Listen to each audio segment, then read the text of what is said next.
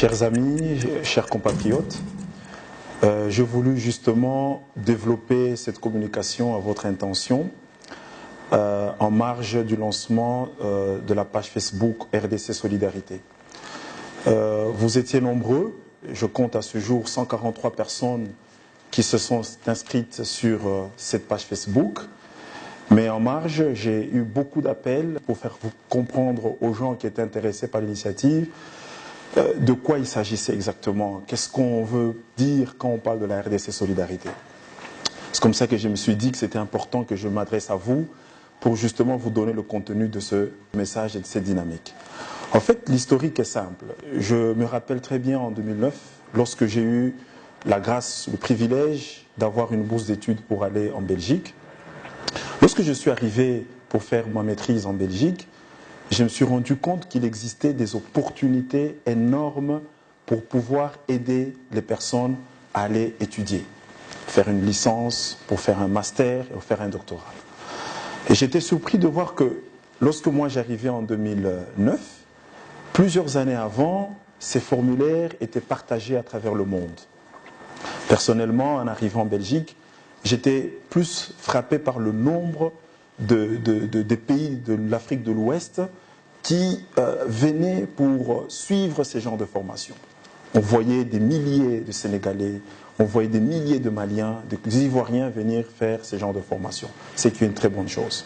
Mais après, je me suis posé la question de savoir pourquoi est-ce qu'en RDC, très peu de personnes avaient de l'information sur ces genres de formations. Alors qu'autour de nous, il y a des personnes qui aimeraient vraiment étudier, qui aimeraient parfaire leurs connaissances pour pouvoir être potentiellement capables d'occuper des postes prestigieux. À mon retour, pour ceux qui le savent, j'ai eu vraiment le temps de partager ce genre de formulaire à plusieurs personnes. Depuis 10 ans, presque bientôt, j'ai m'exercé à pouvoir coacher les gens à déposer chaque année leur dossier pour pouvoir avoir la chance de participer à des formations en Belgique ou ailleurs. Mais je me fatiguais de plus en plus parce que je me retrouvais avec une vingtaine, une trentaine de personnes pour lesquelles il fallait absolument travailler une motivation, pour lesquelles il fallait travailler un projet de mémoire. Et très récemment, j'ai eu l'opportunité d'entrer en contact avec un collègue marocain qui m'a passé, encore une fois de plus, une autre filière sur les formations à Alexandrie avec une possibilité d'avoir de bourses de la francophonie. Vous le savez bien, j'ai dû partager cela à plusieurs Congolais à travers ma page Facebook et j'étais très intéressé de voir comment est-ce que les gens étaient très engoués, comment est-ce que les gens voulaient apprendre davantage. Et je sais que pour bâtir un capital humain dans un pays, pour pouvoir développer une nation, il faut compter principalement sur ce genre de choses, faire en sorte que les gens étudient. Mais comment ça se passe ? Lorsque les gens ont des possibilités d'aller étudier, lorsque les gens ont des possibilités d'avoir des bourses, lorsque je les reçois, je regarde ma famille, lorsque je les reçois, je regarde mes amis, lorsque je les reçois, je regarde mes frères et sœurs. Et c'est comme ça que justement nous ne pouvons pas développer une nation forte, parce que nous avons toujours quelques personnes qui ont la facilité d'avoir de l'information, qui prennent leurs frères, leurs sœurs, et à côté vous avez une nation qui justement regorge des compétences, mais des gens qui ne peuvent pas accéder à cette possibilité d'être apprenants. Je me suis dit qu'il fallait que je puisse permettre à ce que tout le monde accède à l'information.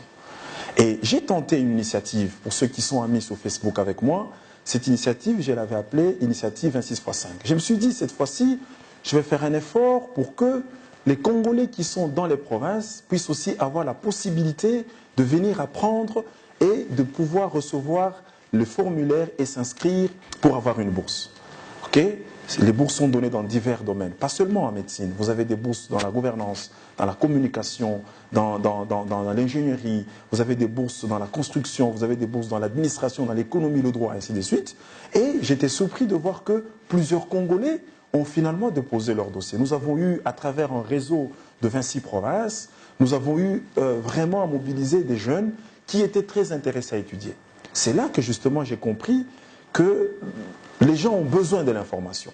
Les gens veulent apprendre, mais que ce n'est pas seulement le fait qu'on est à Kinshasa, qu'on a le privilège d'avoir ces informations, mais que les collègues qui sont dans la Tchouapa, qui sont dans le Lualaba, qui sont dans le Lomami, les collègues qui sont dans le Haut-Katanga, qui sont dans le Kwilu, qui sont dans le Kasaï, qui sont dans le Bawele, dans le Haut-Ouele, les amis qui sont dans le Congo central, toutes ces personnes ont besoin, n'est-ce pas, d'étudier un jour, de devenir master, de devenir un jour docteur en ceci, en cela. C'est de ce souci de pouvoir diffuser l'information. C'est de ce souci de pouvoir partager l'information que j'ai créé finalement RDC Solidarité. Mais c'est quoi RDC Solidarité? C'est juste une plateforme que j'ai créée pour que je puisse davantage partager à travers un réseau d'amis les informations à toutes les personnes qui vivent en RDC pour qu'ils concourent et qu'ils soient potentiellement capables d'apprendre d'une information afin de concourir pour obtenir une bourse et aller étudier. Ça, c'est d'abord la première des choses. Parce qu'aujourd'hui, je peux vous étonner, mais il y en a qui ont ces informations, mais qui les vendent. Pour pouvoir apprendre qu'il y a une bourse qu'on lance pour aller étudier au Canada, il y a des gens qui reçoivent ces genres de formulaires, mais qui les vendent. Ce que je n'ai pas voulu, j'ai voulu justement que cette information soit diffusée de manière gratuite pour permettre à ces gens de pouvoir vraiment avoir l'information. Ça, c'est le premier objectif. Le deuxième objectif, c'est que parfois, il y en a qui reçoivent le formulaire, mais qui ne savent pas construire un bon dossier. Plusieurs m'ont dit, oui mais docteur Michel, on n'a pas pu accéder à cette formation parce que notre dossier a été rejeté. J'ai essayé 10 fois, 15 fois, ça a toujours été rejeté. Mais quel est le problème?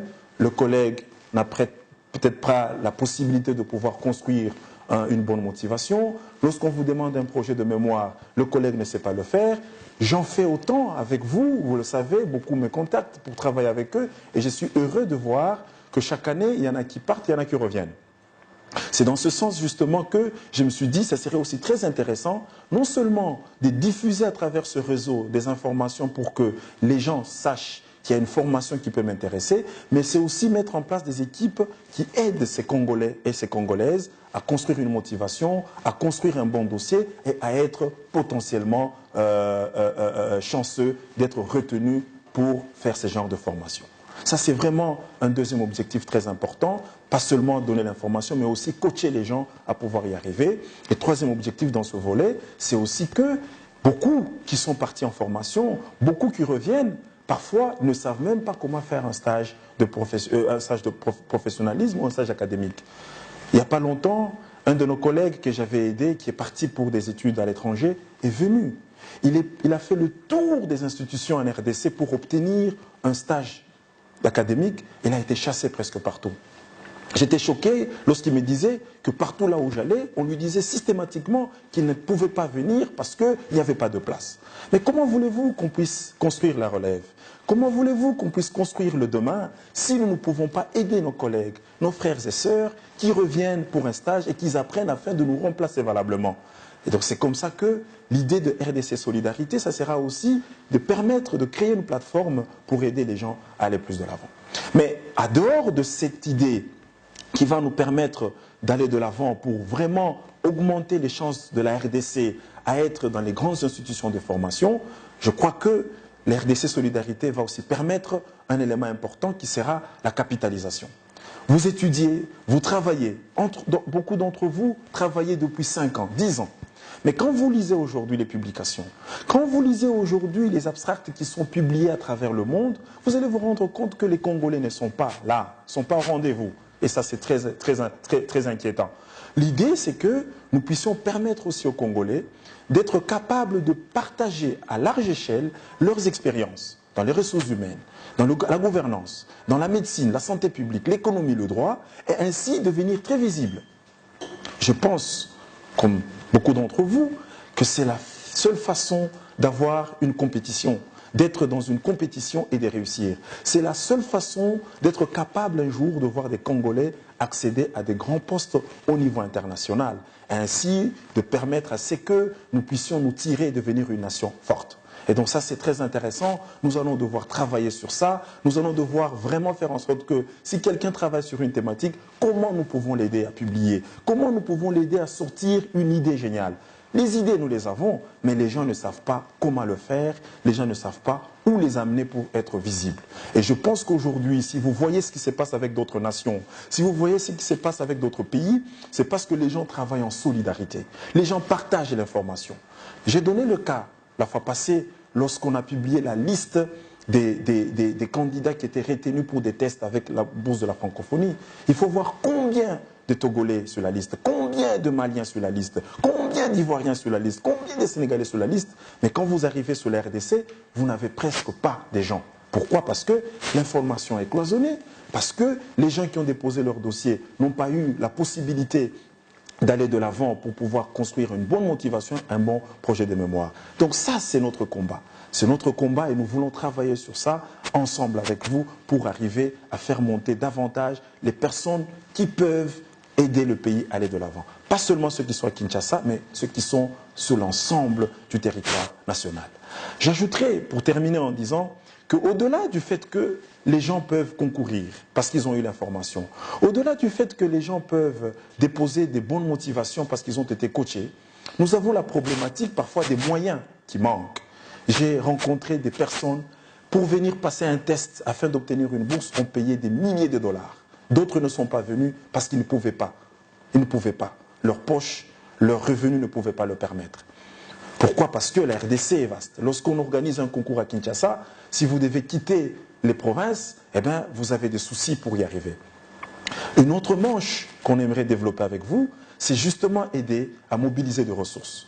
Mobiliser des ressources, par exemple, pour qu'au moment où les concours sont organisés, comment on peut identifier des personnes à qui on peut donner une subvention pour venir participer au concours.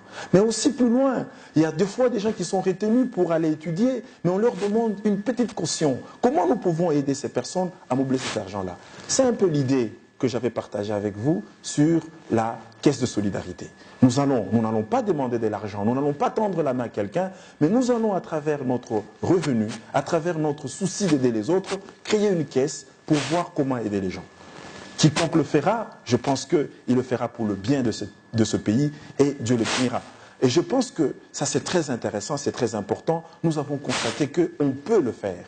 Pas seulement avec des fonds privés, mais il y a possibilité aussi d'utiliser des fonds publics parce que c'est une dynamique qui peut s'inscrire, n'est-ce pas, en collaboration avec les gouvernements provinciaux. Nous pouvons y mettre des donateurs, des bienfaiteurs et je suis en train de travailler justement pour aller de l'avant. Alors, quelles sont nos stratégies? Nos stratégies sont simples. Première chose, nous voulons que vous soyez nombreux à être sur la page Facebook RDC Solidarité. Parce qu'à travers cette page Facebook, nous allons commencer à diffuser régulièrement des informations pour que vous sachiez quelles sont les opportunités de formation qu'on peut avoir sans dépenser, sans qu'on vous les vende. Il y a possibilité d'être formé dans ce pays, dans ce monde, sans forcément dépenser de l'argent. Personnellement, je suis un fruit d'une personne qui a fait son master sans avoir dépensé de l'argent, parce que j'ai eu l'information.